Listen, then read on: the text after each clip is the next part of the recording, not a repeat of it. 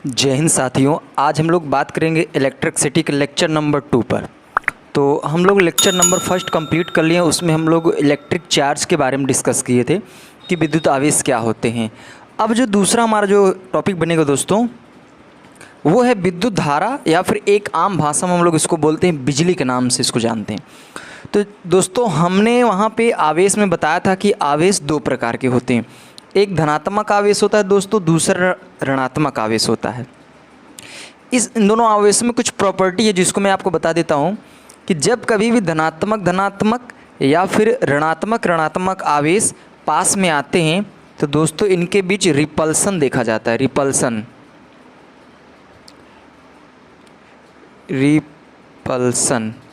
यानी यह एक दूसरे से प्रतिकर्षित होते हैं। प्रतिकर्षित बोले तो दूर जाते हैं। जब प्लस माइनस हो या फिर माइनस प्लस हो तो इनके बीच अट्रैक्शन देखा जाता है। अट्रैक्शन यानी आकर्षित होते हैं।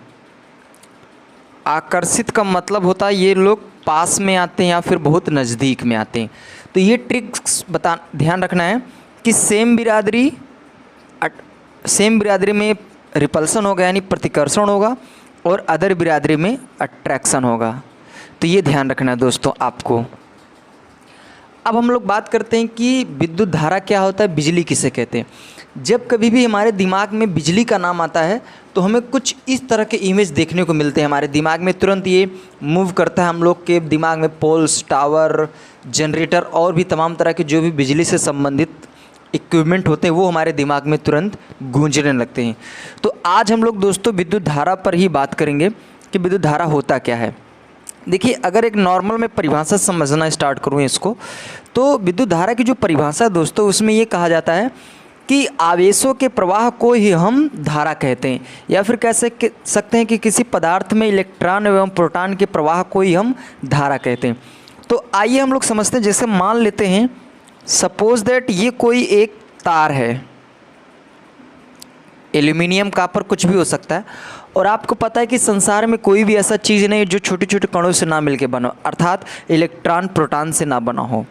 तो ये भी मान लेता हूँ, ये भी तार में बहुत सारे प्रोटॉन यानी पॉजिटिव हैं, और बहुत से लोग ऋणात्मक हैं यानी नेगेटिव, बोले तो इलेक्ट्रॉन, जिसको हम नेगेटिव चार्ज के नाम से भी जानते हैं। तो होगा क्या, हमने परिभाषा में क्या बताया कि आवेशों के प्रवाह को ही धारा कहते हैं। कहने का मतलब, अगर ये जो धनात्मक और ऋणात्मक जो चार्ज यहाँ पे बैठे हैं, अगर ये दौड़ना शुरू कर देंगे तो मैं मानूंगा कि इस तार में धारा का प्रवाह होना शुरू हो गया है। तो ये कैसे दौड़ेंगे? ये अपने आप नहीं दौड़ते हैं, इनको कोई एक बाहरी सोर्स होता है जो इनको दौड़ाने में अपना योगदान देता है। तो अगर दोस्तों इसी तार को मैं किसी सोर्स, यानी सोर्स मतलब मैं या बैटरी से जोड़ सकता हूँ या फिर मैं जनरेटर से जोड़ सकता हूँ। तो अगर दोस्तों मैं जब बैटरी से जोड़ूंगा तो यहाँ ये बैटरी एक एनर्जी देगी जिसकी वजह से ये आवेश दौड़ना प्रारंभ कर देंगे। तो यहाँ पे जो धनात्मक आवेश होते हैं दोस्तों, यहाँ से धनात्मक आवेश मूव करते हैं यानी गति करते हुए ऐसे आगे बढ़ते हैं। तो जैसे इस तार में एंट्री करते हैं तो यहाँ पे जितने भी धनात्मक आवेश होते हैं इस धनात्मक आवेश से दूर भागने लगते हैं, यानी कह सकते हैं ये इधर से होते हुए इधर आना शुरू कर देते हैं, ये नेगेटिव प्लेट की तरफ। और जो यहाँ पे ऋणात्मक आवेश होते हैं ये इस धनात्मक आवेश से अट्रैक्ट होते हैं, यानी ये इधर की ओर मूव करना स्टार्ट करते हैं। तो हमने ये देखा कि जब कभी भी किसी तार को हम किसी विद्युत स्रोत से जोड़ते हैं तो जो धनात्मक आवेश होते हैं वो नेगेटिव प्लेट की ओर आगे आते हैं, और जो नेगेटिव चार्ज होते हैं वो पॉजिटिव प्लेट की ओर आते हैं। तो जब ये एक दूसरे की ओर ये दौड़ना शुरू कर देते हैं तो मैं मानता हूँ कि इस तार में धारा का प्रवाह हो रहा है। तो इसी को दोस्तों हम लोग धारा कहते हैं। तो यहाँ पर जो आवेश होते हैं अगर ये दौड़ना शुरू कर दे दोस्तों तो इन्हीं को हम लोग धारा की संज्ञा देते हैं। तो उम्मीद करता हूँ दोस्तों धारा क्या चीज़ है आपको बहुत ईजिली वे में समझ में आ गया होगा। अब अगर हम दोस्तों धारा के संदर्भ में जो फार्मूला होता है I = होता है दोस्तों Q/T। तो यहाँ पे जहाँ पे I जो होता है ये धारा को बताता है, Q आवेश को बताता है और T समय को बताता है। तो अगर मैं इसकी परिभाषा और देना चाहूँ तो आवेश प्रवाह की समय दर को, यानी समय दर को 1 सेकंड में जितने आवेश प्रवाह कर जाते हैं दोस्तों उसी को हम लोग धारा की संज्ञा देते हैं। अब दोस्तों बात आती है धारा का मात्रक। तो दोस्तों जो धारा का यूनिट होता है, यानी करंट की जो यूनिट होती है वो दोस्तों 2 यूनिट होती है। एक यूनिट होती है कूलाम बटे सेकेंड, और जो दूसरी यूनिट होती है दोस्तों वो होती है एम्पियर। यहाँ पे आपको समझ में नहीं आया होगा कूलाम बटे सेकेंड कैसे होता है। तो अगर दोस्तों जो Q बटे T है, तो Q जो है ये आवेश है, आवेश का मात्रक होता है कूलाम, और यहाँ पे जो T है समय, समय का मात्रक दोस्तों सेकेंड होता है। तो यहाँ से ये मात्रक ये होता है, दूसरा मात्रक एम्पियर होता है। अब बात आती है कि इसका मात्रक एम्पियर क्यों रखा गया है। तो दोस्तों ये ध्यान रखना है, इसका मात्रक जो है वो वैज्ञानिक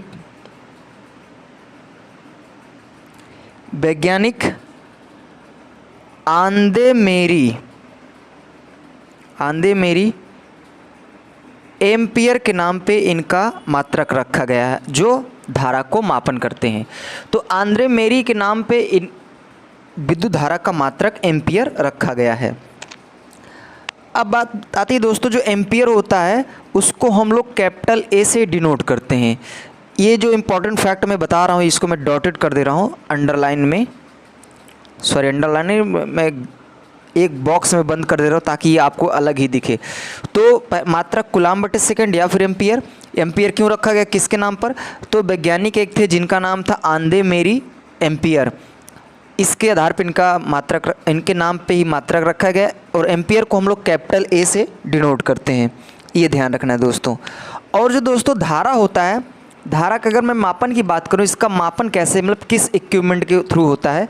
तो जो धारा का मापन होता है दोस्तों, धारा का मापन यानी मेजरमेंट ऑफ इलेक्ट्रिसिटी, तो दोस्तों धारा का मापन एमीटर नाम, आप इमेज में देख लीजिए, एमीटर नामक एक डिवाइस होती है जिसके थ्रू इलेक्ट्रिसिटी को मैं मेज़रमेंट करता हूँ। और जो यहाँ पे जो एमीटर डिवाइस इस धारा को मापन कर, जैसे मान लीजिए किसी तार में अगर धारा को मेज़रमेंट करना है तो जो एमीटर हम लगाएंगे उसको दोस्तों उस तार के श्रेणी क्रम में लगाते हैं। श्रेणी क्रम का मतलब होता है दोस्तों कि उसके सिर्फ फेज में ही लगेगा, न्यूट्रल में नहीं लगेगा। सिर्फ फेज में अगर लग रहा है दोस्तों तो उसको मैं बोलता हूँ श्रेणी क्रम। अगर फेज और न्यूट्रल दोनों में लग जाता है तो उसी को मैं बोल देता हूँ समांतर क्रम। तो जब मैं आगे आपको पढ़ाऊँगा विभवांतर, तो वहाँ पर मैं बताऊँगा कि विभवांतर का मापन करने के लिए हम लोग वोल्टमीटर नामक डिवाइस का यूज करते हैं, और इस डिवाइस को हम लोग उस इक्विपमेंट के समांतर क्रम में जोड़ते हैं। अब दोस्तों बात आती है धारा के मात्रकों में। तो जो धारा होता है, धारा के जो छोटे मात्रक होते हैं, छोटे मात्रक, तो छोटे मात्रक में पहला नंबर तो आता है मिली एम्पियर, और दूसरा होता है माइक्रो एम्पियर। देखिए दोस्तों जो मिली एम्पियर होता है उसको मैं स्मॉल m कैपिटल M से रिप्रेजेंट करता हूँ, और जो माइक्रो एम्पियर होता है उसको मैं म्यू और कैपिटल A से रिप्रेजेंट करता हूँ। देखिए 1 मिली एम्पियर में होता है 10⁻³ एम्पियर, और 1 माइक्रो एम्पियर में होता है 10⁻⁻6 एम्पियर। तो ये भी ध्यान रखना है कि ये धारा के छोटे मात्रक होते हैं जो यूज़ होते हैं, काम आते हैं।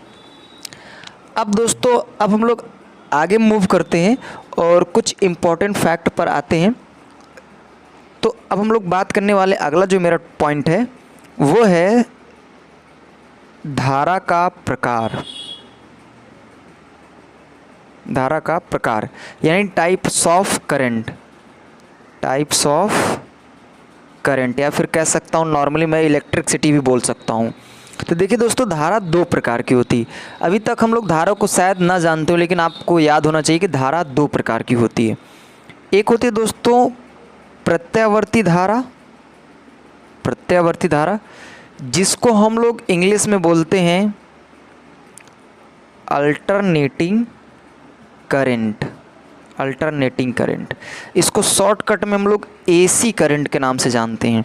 और दूसरा नंबर जो होता है दोस्तों वो होता है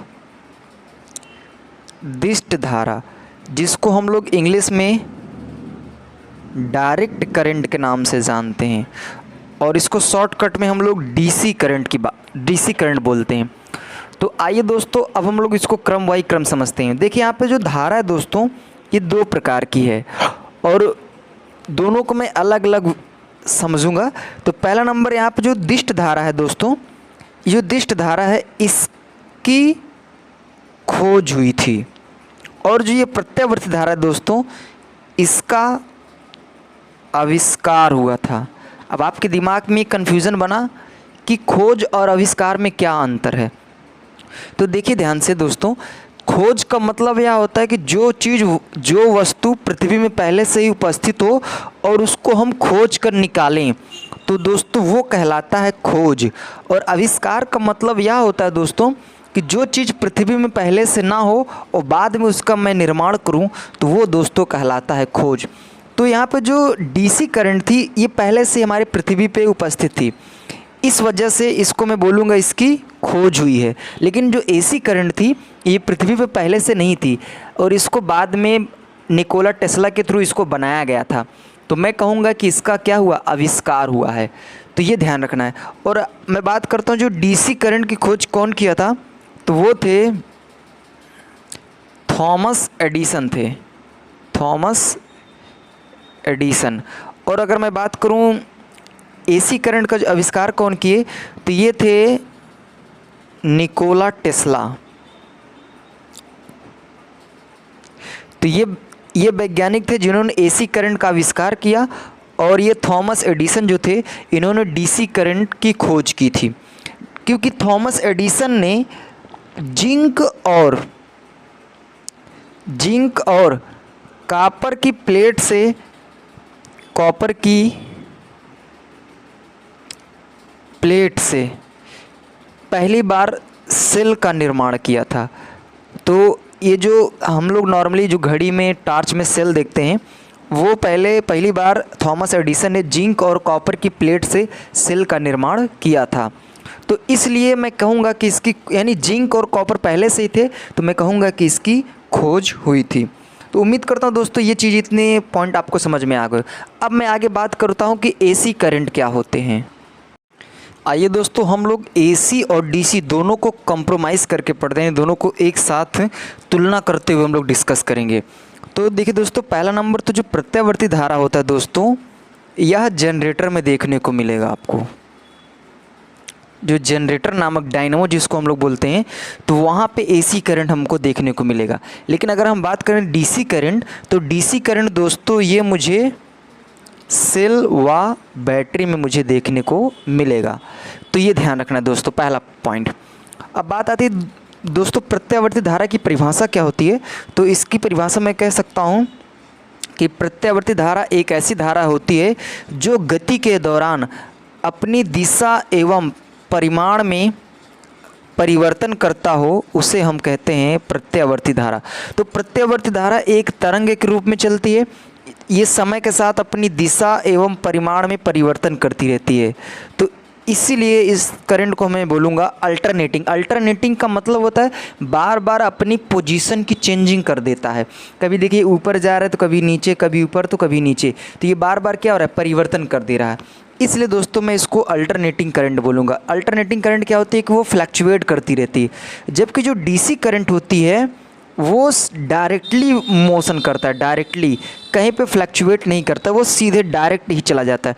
इसलिए दोस्तों इसको मैं बोलता हूँ डायरेक्ट करंट। तो मैं कह सकता हूँ कि दिष्ट धारा वह धारा होती है जो समय के साथ अपनी दिशा में बिल्कुल परिवर्तन ना करे, अर्थात वह एक स्ट्रेट लाइन में ट्रेवल करता है। तो इस तरह के करंट को हम लोग बोलते हैं दोस्तों डीसी करंट। तो एसी करंट और डीसी करंट में यही बड़ा डिफरेंट है कि जो एसी करंट होती है वो फ्लैक्चुएट करती रहती है, जबकि डीसी करंट फ्लैक्चुएट नहीं करती, वो एक सीधे डायरेक्शन में ट्रैवल करती है। अब अगला जो दोस्तों पॉइंट बन सकता है, अगर मैं आपको दो फिगरों के थ्रू इसको समझाने का प्रयास करूं, आइए दोस्तों इस चीज़ को मैं समझता हूं। देखिए हुआ क्या है, यहाँ पे भी जो तार मैं यहाँ पे लिया हूँ सेम टू सेम ये तार, वही तार मैं यहाँ पे भी लिया हूँ। अब देखिए दोस्तों, वास्तव में अगर मैं इस तार में देखा जाऊं तो लाखों करोड़ों इसमें आवेश धनात्मक और ऋणात्मक उपस्थित होंगे। उसी तरह इसमें भी लाखों करोड़ों धनात्मक और ऋणात्मक आवेश उपस्थित होंगे। लेकिन मैं सिर्फ एक आवेश की बात करूंगा। सिर्फ मैं यहाँ पे भी एक आवेश को लिया हूँ और यहाँ पे भी मैं एक आवेश को लिया हूँ।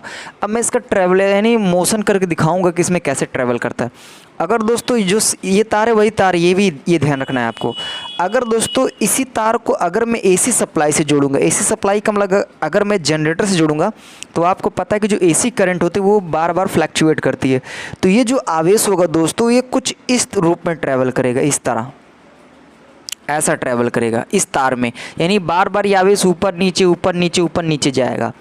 लेकिन इसमें क्या होगा, अगर इसको मैं डीसी सप्लाई यानी बैटरी या सेल से अगर मैं जोड़ दूंगा, तो यह आवेश फ्लैक्चुएट नहीं करेगा, यह सीधे मार्ग में ट्रैवल करेगा, यानी सीधे ऐसे ही चला जाएगा। ये इस तरह, ये कहीं भटकेगा नहीं, ये सीधे ऐसे ट्रैवल करेगा, ये इस तरह जाएगा सीधा स्ट्रेट। लेकिन इसमें क्या होगा, ये आवेश कुछ इस तरह से ट्रैवल करेगा, इस तरह से। तो हमने ये देखा दोस्तों कि इसमें जो आवेश है, ये जो ट्रैवल कर रहे हैं बार बार ऊपर नीचे हो रहे हैं, और इसमें क्या हो रहा है, स्ट्रेट चले जा रहे हैं। यही कारण दोस्तों कि जो एसी करंट हम जब टच करते हैं तो मुझे बहुत तेज़ी से शॉक मतलब झटका देता है। ऐसा क्यों होता है, क्योंकि जब हम इस एसी करंट के तार को जब मैं टच करता हूँ, तो ये जो आवेश हैं दोस्तों, ये बार बार इस सतह को टच करते हुए मूव करते हैं। तो जब सतह को टच करते हुए मूव करते हैं तो यही आवेश मुझे झटका देते हैं। जब मैं कभी तार को पकड़ता हूँ तो आप देखते होंगे इससे हमारा हाथ झन झन झन करता है। तो इसका मतलब है दोस्तों, क्योंकि बार बार क्या कर रहा है, आवेश जो है ना ऊपर जब जा रहा है फिर नीचे आ रहा है, ऊपर नीचे ऊपर, यानी बार बार ऐसे हो रहा है, ऊपर नीचे हो रहा है। तो इसकी वजह से मेरा हाथ झंझन करता है, यही कारण। लेकिन जो डीसी करंट होता है इसमें आवेश सीधे मूव करते हैं, ये कहीं फ्लैक्चुएट नहीं करते, यानी कह सकते हैं कुल मिला के इस सतह को ये टच ही नहीं करते हैं। यही कारण होता है कि इसको मैं टच करता हूँ तो मुझे झटका महसूस नहीं होता है। आप कभी बैटरी के तारों को टच कर लीजिएगा, आपको झटका बिल्कुल महसूस नहीं होगा। लेकिन अगर आपको जो घर में एसी सप्लाई आती है, अगर आप उसको टच करेंगे तो आपको बहुत तगड़ा सा शॉक लगेगा। तो इसका कारण ये है दोस्तों, क्योंकि यह सतह को टच करते हुए चलते हैं आवेश इसमें, जबकि इसमें आवेश सीधे स्ट्रेट लाइन में मोशन करते हैं। तो उम्मीद करता हूँ दोस्तों ये भी टॉपिक आपको बहुत ईजिली वे में समझ में आ गया होगा। अब हम लोग दोस्तों एसी और डीसी करंट की मैं तुलना अब आगे मूव करके पढ़ता हूँ। आइए दोस्तों, अब हम लोग बात करते हैं एसी करंट और डीसी करंट में क्या मतलब ये इसमें चेंजिंग है, इसको मैं तुलना करके समझूंगा। तो तुलना मुझे करना है। तो देखिए दोस्तों, जो ये पहला एसी करंट होती है यह बड़ी खतरनाक करंट होती है,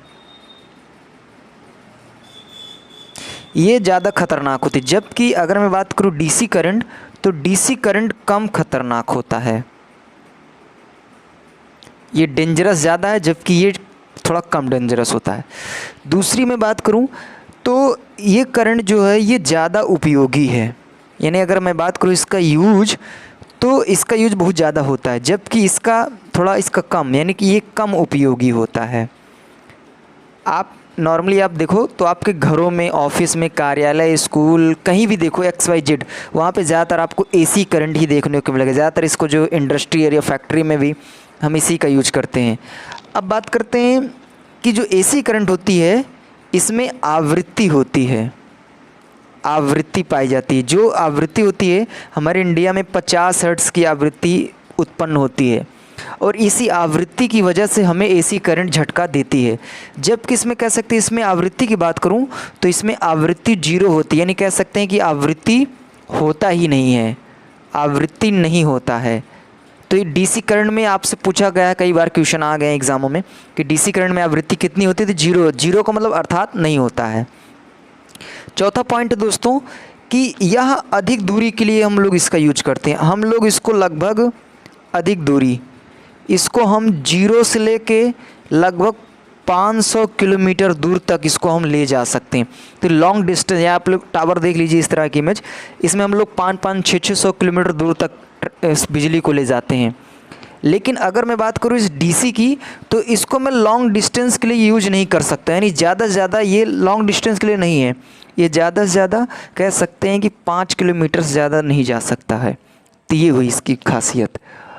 और दूसरा जो नेक्स्ट पॉइंट है, इसको हम लोग जनरेटर से उत्पन्न करते हैं, जनरेटर से, और इसको हम लोग सेल या फिर बैटरी से इसको हम लोग उत्पन्न करते हैं। तो ये ध्यान रखना है दोस्तों। उम्मीद करता हूँ दोस्तों हमने इलेक्ट्रिसिटी से बहुत से टॉपिक को हमने बताने का प्रयास किया, और आप चाहें तो इसका स्क्रीनशॉट ले सकते हैं। और दोस्तों उम्मीद करता हूँ ये वीडियो आपको ज़रूर अच्छा लगा। अगर दोस्तों वीडियो अच्छा लगा हो तो प्लीज़ लाइक शेयर सब्सक्राइब करें, कमेंट करें। Thank you very much.